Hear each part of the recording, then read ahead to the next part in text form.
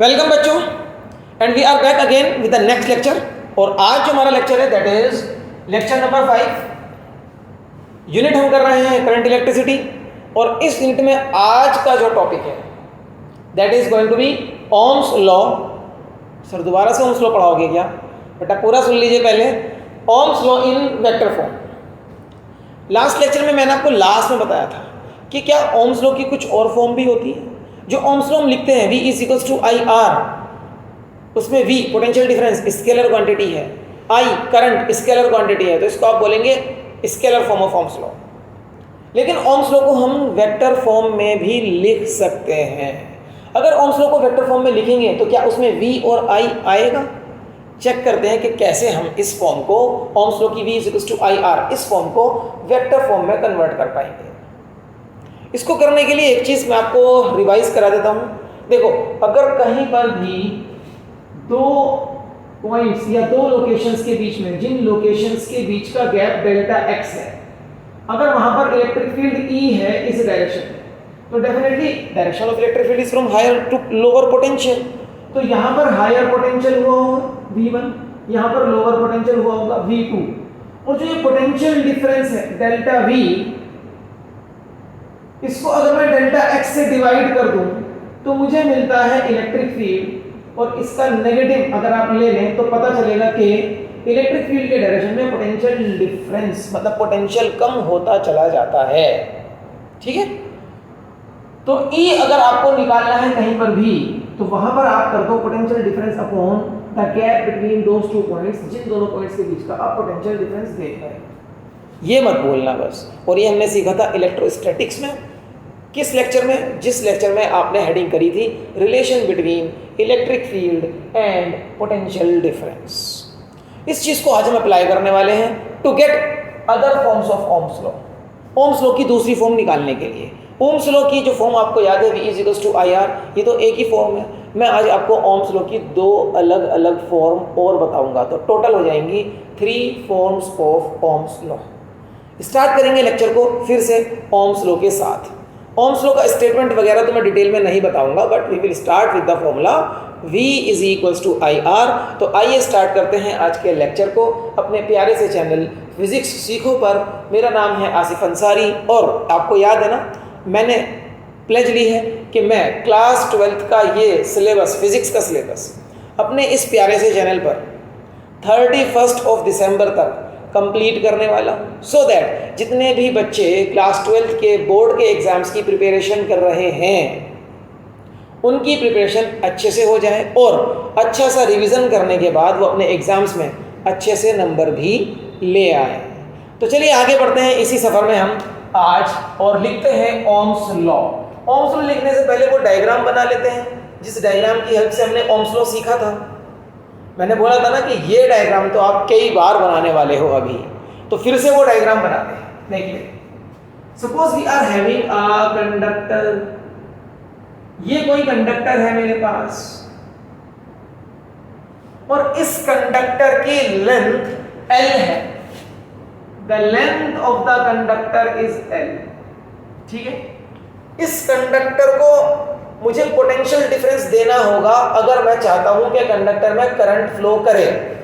चलो भाई, मैं चाहता हूं कि करंट फ्लो करे, तो मैं इस वाले एंड को एक बैटरी के हायर पोटेंशियल से कनेक्ट करूंगा, और इस वाले एंड को इसी बैटरी के लोअर पोटेंशियल से कनेक्ट करूंगा with the help of a key. Key को कर दिया क्लोज, तो current will start to flow. जैसे ही मैंने की को क्लोज कर दिया है, की क्लोज करने का मतलब होता है कि स्विच ऑन कर दिया है, तो current will start to flow. अब करंट फ्लो करेगा, करंट जा रहा है लाइक दिस, ऐसे ये करंट जा रहा है थ्रू द कंडक्टर जिसकी लेंथ L है और जिसका ये area of cross section A है। The area of cross section of the conductor is A। ठीक, यहां पर जब मैंने ये पोटेंशियल डिफरेंस लगाया, दिस पोटेंशियल डिफरेंस V, तो इस पोटेंशियल डिफरेंस का मतलब ये हुआ कि this end is at higher potential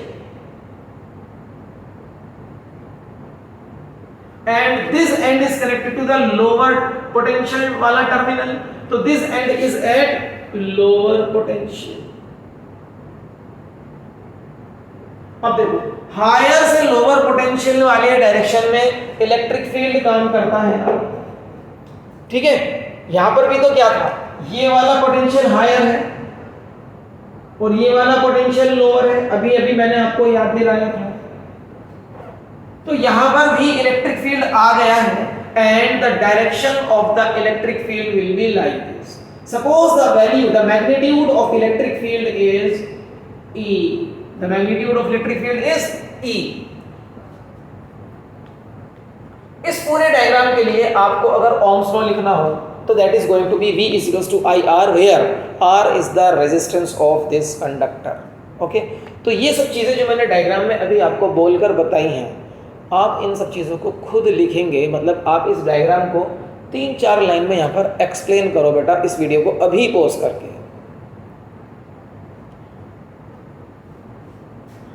लिख लिए आपने वो लाइंस? चलिए आगे बढ़ते हैं। तो यहां पर अब R अगर इस कंडक्टर का रेजिस्टेंस है, R is resistance of this conductor,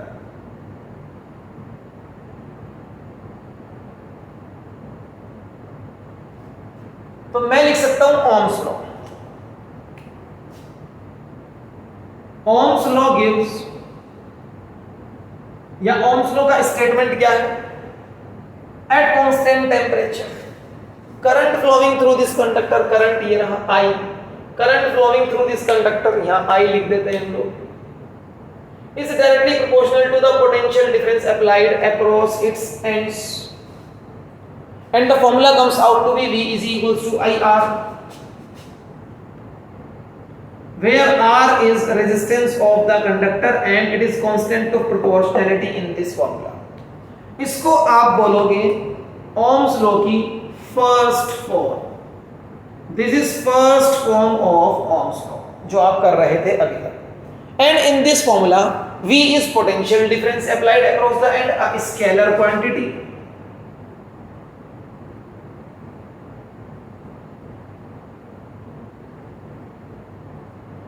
I is current flowing through the conductor, which is also a scalar quantity। Resistance तो स्केलर है ही, ठीक है। तो आप ये भी कह सकते हो कि ये scalar form of ohms law है। This is scalar form of ohms law, इसमें सारी क्वांटिटीज स्केलर क्वांटिटीज है। अब हम बढ़ेंगे आगे। क्या मैं ओम्स लॉ को ये भी लिख सकता हूं,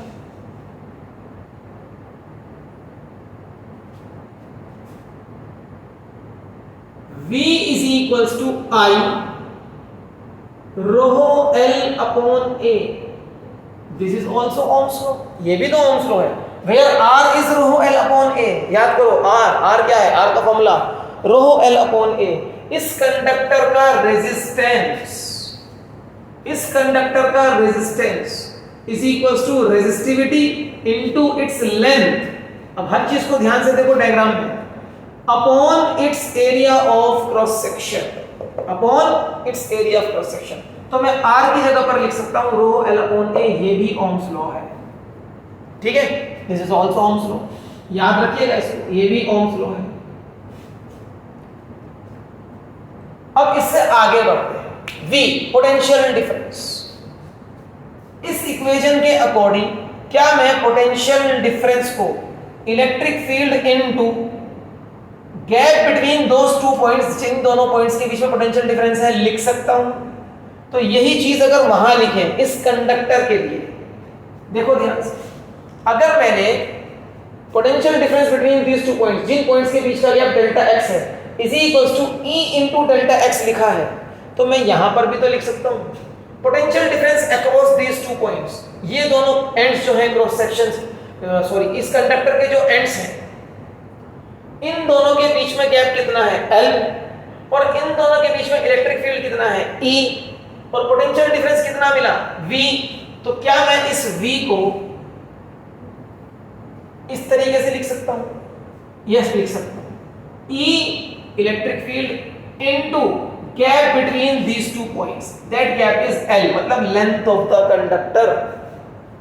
is equals to I rho L upon A. यहां पर length of the conductor cancel हो जाएगा, लेंथ ऑफ द कंडक्टर दोनों तरफ कैंसिल हो गया, खत्म हो गया, कट गया, पिट गया। अब देखो एक चीज आगे, ये ई इलेक्ट्रिक फील्ड है। अब याद रखना इलेक्ट्रिक फील्ड आ चुका है पोटेंशियल डिफरेंस की जगह पर, ठीक है। इज इक्वल्स टू आई, ए को मैं लिखूंगा आई के साथ, आई अपॉन ए मल्टीप्लाइड बाय रो। रो याद है रेजिस्टिविटी होता है, ओके। अब ये जो आई अपॉन ए है, देखो इधर इलेक्ट्रिक फील्ड, थोड़ा ध्यान से सोचो क्या हो रहा है। इलेक्ट्रिक फील्ड वेक्टर क्वांटिटी आ गया, वेक्टर क्वांटिटी, और इधर तो इधर भी तो कोई ना कोई वेक्टर होगा। अब रेजिस्टिविटी तो वेक्टर नहीं है, लेकिन हाँ करंट एक ऐसी चीज है जो है तो स्केलर क्वांटिटी, बट उसके पास डायरेक्शन होता है। I upon A. Now what is this A? A is area of cross section of this conductor. A, ये वाला area, area of cross section. This is A area. इससे इसके through current I जा रहा है, ठीक है। I upon A current flowing per unit area of cross section. इसको हम एक नया सिंबल देंगे, एक नया नाम देंगे, and the symbol is going to be E is equals to small j rho, where j small j is equals to I upon A is current density, इसको बोलते हैं current density, and it is taken as a vector quantity, और ये है vector quantity। It is vector quantity and its direction is along the direction of flow of current। जो direction flow of current का है वही इसका direction है। और देखो ध्यान से, flow of current area of cross section से 90 डिग्री पर होता है ना, यस होता है, 90 डिग्री पर होता है। तो आप समझ जाओ कि करंट डेंसिटी का डायरेक्शन हमेशा एरिया ऑफ क्रॉस सेक्शन से नॉर्मल होगा। नॉर्मल मतलब परपेंडिकुलर होगा। ये सिंपल वर्ड्स में बोल दो भाई कि करंट डेंसिटी का डायरेक्शन वही होता है जो करंट के फ्लो का डायरेक्शन होता है, ठीक है। It is a vector quantity and its direction is along the direction of flow of current। मतलब इसका ये होगा normal to the area of cross section. Normal मतलब perpendicular, normal to the area of cross section of the conductor. तो अब यहां से एक इंपॉर्टेंट चीज मिल रही है हमें, जे। ये जो जे है ये I अपॉन ए है, इसका नाम करंट डेंसिटी है बच्चों, इसका नाम करंट डेंसिटी है, और ये एक वेक्टर क्वांटिटी है, और इसका डायरेक्शन वही है जो direction of flow of current है। इधर ये वेक्टर क्वांटिटी, इधर ये vector quantity, and this is nothing but the second form of Ohm's law। second form, ये first form था and this is second form। और अगर ये दोनों वेक्टर क्वांटिटीज हैं तो ध्यान दो जरा, जो डायरेक्शन इलेक्ट्रिक फील्ड का है क्या वही डायरेक्शन करंट के फ्लो का है?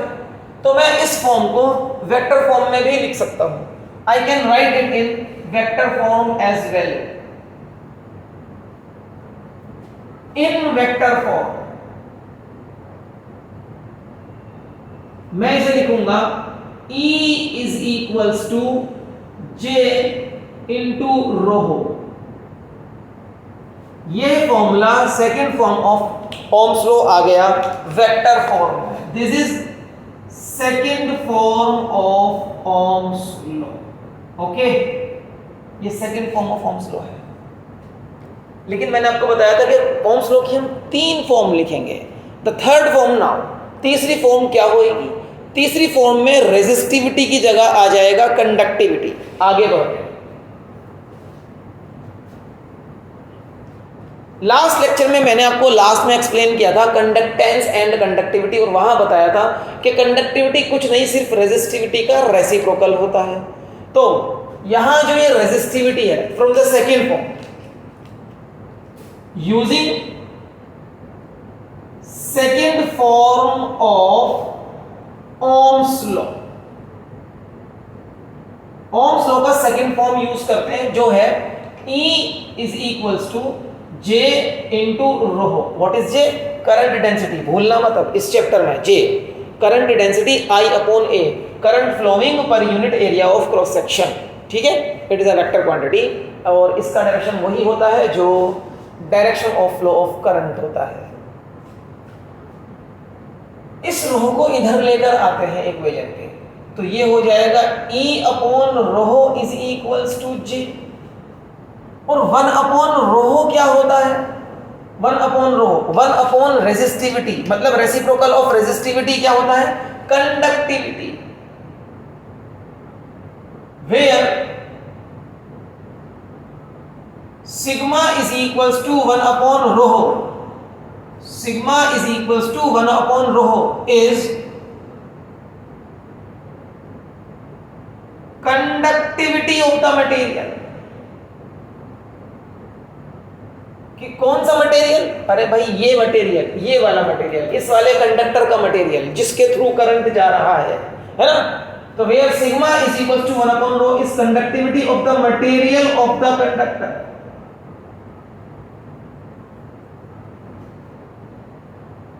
And now this is third form of Ohm's law.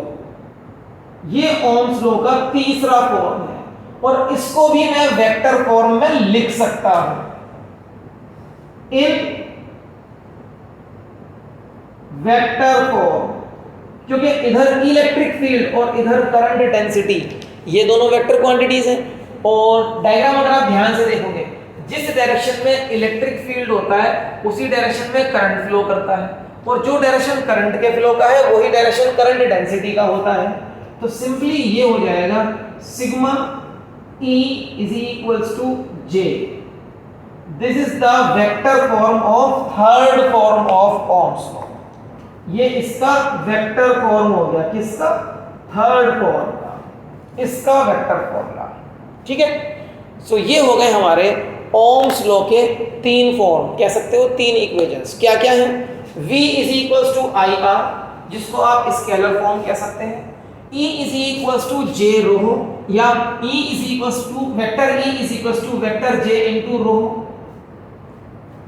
And always remember the direction of electric field is same as that of the direction of current density. इसको मैं अलग से नोट डाल के आपके लिए लिख ही देता हूं। Direction of electric field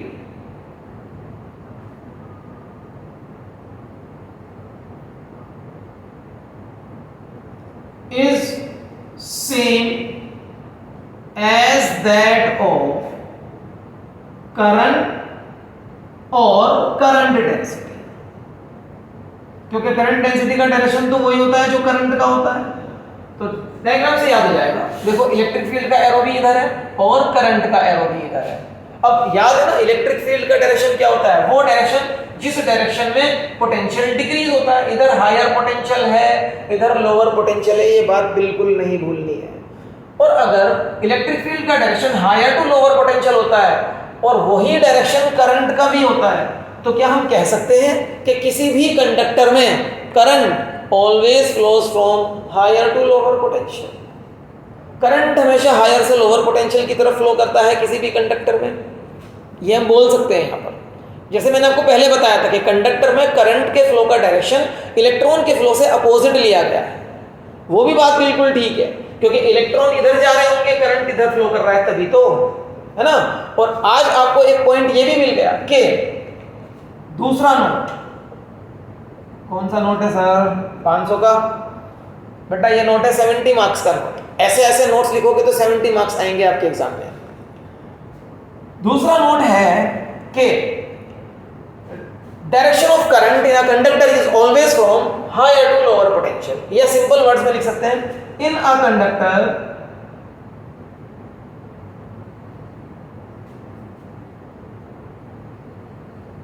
current flows from higher to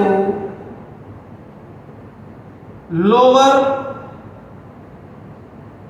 potential। इसको आप ऐसे भी बोल सकते हो, in external circuit, in a conductor की जगह आप इन एक्सटर्नल सर्किट भी बोल सकते हो। In external circuit current always flows from higher to lower potential.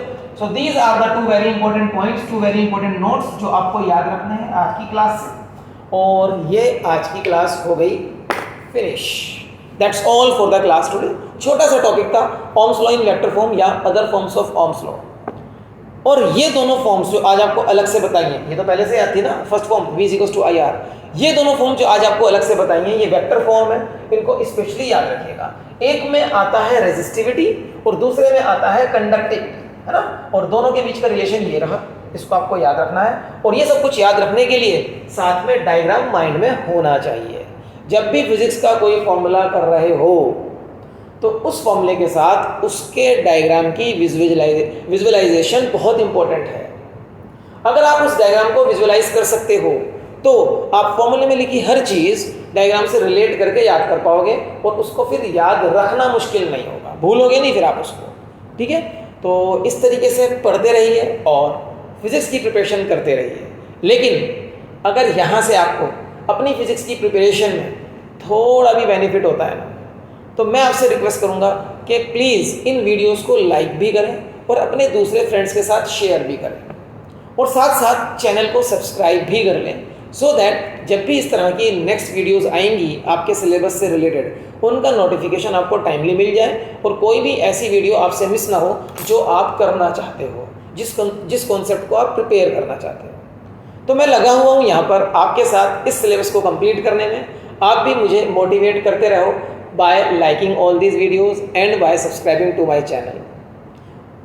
चलिए फिर मिलते हैं अपने नेक्स्ट लेक्चर में और एक नए टॉपिक के साथ। Till then bye bye.